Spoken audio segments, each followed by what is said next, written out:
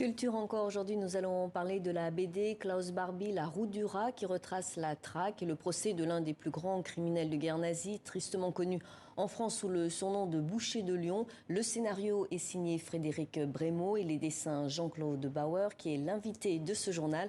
Bonjour Jean-Claude Bauer, merci d'être avec nous. Il y a 35 ans, vous avez suivi en tant que dessinateur judiciaire le procès de Klaus Barbie à Lyon et aujourd'hui vous signez cette BD.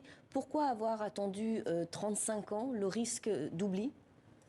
Non, moi, il m'aura fallu quand même 30 ans pour digérer tout ça. En 2018, j'ai retrouvé sur ma route Jean-Olivier Viaud, qui fut à l'époque le substitut général du procureur Pruche.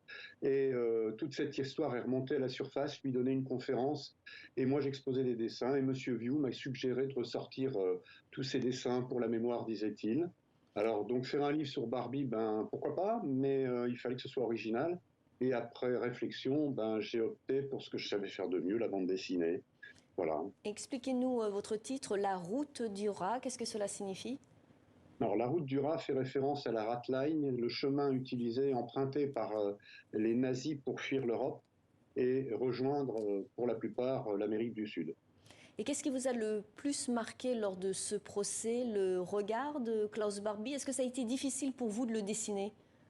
Non, pas trop difficile, mais en fait, Barbie n'est pas resté très très longtemps, je veux dire, au procès. Donc, ce qui m'a le plus touché, évidemment, c'est les témoignages, c'est le défilé des victimes au quotidien. Ils sont venus témoigner pendant presque un mois des souffrances qu'ils ont subies, raconter leur déportation, leur vie concentrationnaire. Enfin, tout ça était très très lourd à attendre. Et c'est ça qui m'a le plus marqué. Oui, parmi ces témoignages, il y a notamment celui de Lise Lezèvre. Elle décrit le supplice de la baignoire. Avez-vous ressenti à ce moment que la parole avait besoin d'être libérée? Je pense que de toute façon, la parole s'est libérée d'elle-même à partir du moment où Barbie a refusé de se présenter à son procès. Euh, les choses se sont faites beaucoup plus simplement qu'on ne l'imaginait. Beaucoup pensaient que ce procès était terminé. C'était une erreur que de le penser, puisque les témoins se sont vraiment libérés. Alors Klaus Barbie a été reconnu et identifié grâce au travail d'enquête de Serge Klarsfeld et sa femme Beate. Ils ont signé la préface de votre ouvrage. Leur rôle a été essentiel. Ben, d'avoir un appui de cette taille, c'était quand même vachement important. Et puis le travail qu'ils ont fourni est quand même conséquent, je veux dire, vraiment. Sans eux, je pense que jamais Barbie n'aurait été extradé, enfin, expulsé plutôt de Bolivie, et on n'aurait jamais jugé cet homme, quoi. Je veux dire, comme bon nombre d'autres nazis. Je pense entre autres à Mengele, par exemple. C'est un récit graphique aussi très documenté. Comment avez-vous travaillé avec Frédéric Brémaux? Alors, ben, Frédéric a dressé la trame du scénario, enfin, c'est-à-dire qu'on a discuté longtemps pour savoir comment on allait traiter ça, si on faisait de façon euh, un peu romanesque, si je peux dire, mais on a plutôt opté pour la partie documentaire, afin que ça puisse servir à tous ceux qui le lisent et qui découvrent un peu ce dont étaient capables certains nazis. En 1987, la France, pour la première fois, je le rappelle, de son histoire, jugeait un homme pour crime contre l'humanité.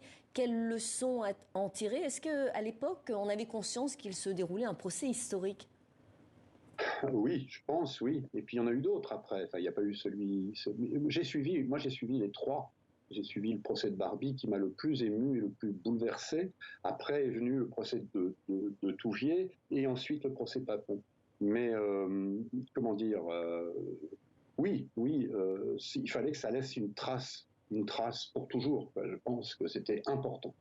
Et vous écrivez à la fin de la BD, la plus belle leçon d'humanité que l'on puisse recevoir, c'est ce que vous avez voulu aussi transmettre à vos lecteurs. Oui, absolument, absolument. Ouais, oui, j'ai, comment dire, c'était la chose essentielle. Je pense que c'était normal. Et du coup, enfin, je vais engager autre chose là-dessus, c'est que j'ai décidé de faire don de mes dessins aux archives départementales pour cette raison.